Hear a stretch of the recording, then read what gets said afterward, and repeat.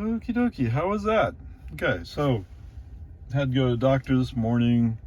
I drove manually to the doctor, and on the way back, I just used FSD.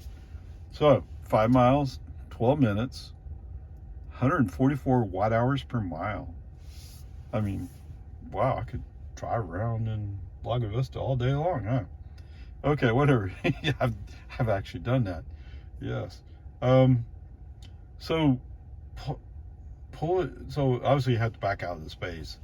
So pulling up onto Park Drive, which is connected to Loman Ford, autopilot wheel comes on, invoke FSD, double click. Yes, I'm a double click guy because I keep sim clip for just tack.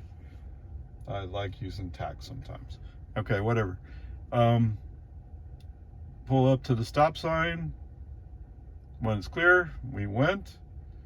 That was pretty good. So it's interesting that FSD chose to go all the way to the inside lane as opposed to staying in the outside lane on Loman Ford. Now, once he was on Loman Ford on the inside lane, he says, "Oh wait, I need to be in the outside lane," so he shifts to the outside lane.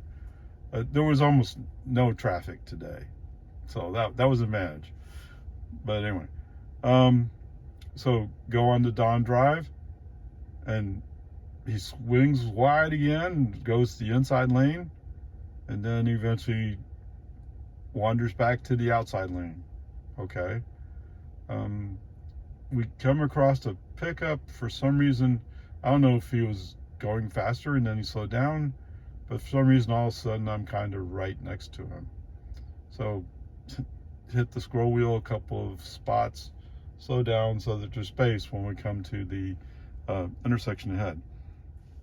Okay, so we're coming to the roundabout with Lago Vista Way. So since I've gave some space, he'll go in first. I thought at one time I saw that either one lane or the other one had the priority as far as merging, but I didn't notice that sign. But anyway, there's not much traffic. It's easy enough to slow down and let him in first. And besides, what happens when we come up to the yield sign to enter the circle, FSD kind of hesitates and not stop, but really slow down. I guess maybe he did stop. So anyway, he's going, I don't know if I want to do this, but eventually he does. And once he committed to it, all of a sudden he's like rip roaring. I mean, no hesitation whatsoever. So from there on out, every time he had to turn, beautiful. Down by the clubhouse for the golf course, he turned on his left turn signal for some reason.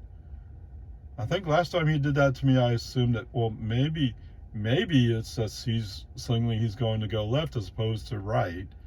Although we can only go straight or right, because there is a road that goes to the right.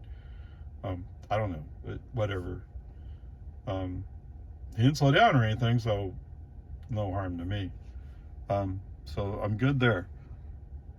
So we go up. It's interesting that when I drove manually to the doc's office, I went the back way, the way I normally would. And FSD kind of matched that, but not exactly, but somewhat closely. So it was interesting. So coming up, when we're coming up on the Boggy Ford, we roll right up there. Oh, so on American, I'm sorry, let's talk about American a little bit. What's interesting, we come to the stop sign, it's a four-way stop. Now, I don't know, I don't think it actually says it's a four-way stop. You have to look at all the corners to see the stop sign and say, oh, it's a four-way stop. I've encountered that before, like, why is that guy stopping? Oh, it's a four-way stop. It'd be nice if they had the four-way stop indicator at the bottom of the sign. Anyway, so he does the creep forward to get visibility. That's fine. It doesn't hurt me. I know some people say, well, it's kind of embarrassing to me that he comes to a complete stop and then he creeps forward. It takes so long.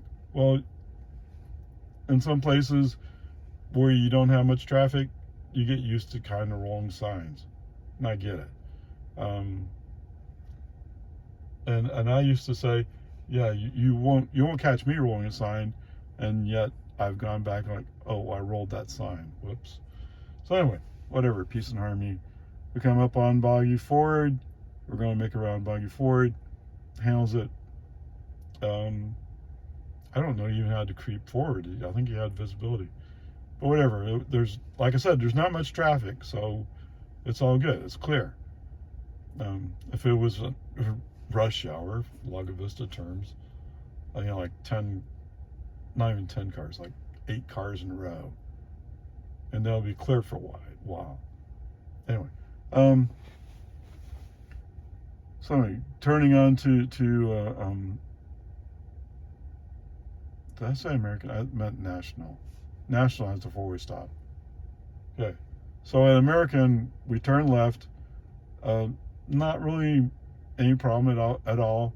What's interesting, and there was a car that was coming up to the stop sign on the right, and in the past he would have maybe he didn't see it. I don't know. He didn't react whatsoever. He just rolled into his left turn. Perfect. Same thing on Santa Rosa. He made his usual left turn. That is going past the yellow line to make his turn. Coming down Santa Rosa, there was a pickup coming, so I interrupted him. But then when we're close to the house, re-invoked it, and yes, the basically the front bumper is basically level with the beginning of the driveway. So from a Robotaxi perspective, yes, this would have worked just fine, actually. So that means what? Oh no. That means the grade's an A for today. Now, like I said, it's only 5 miles. But that's what a Robotaxi type thing is.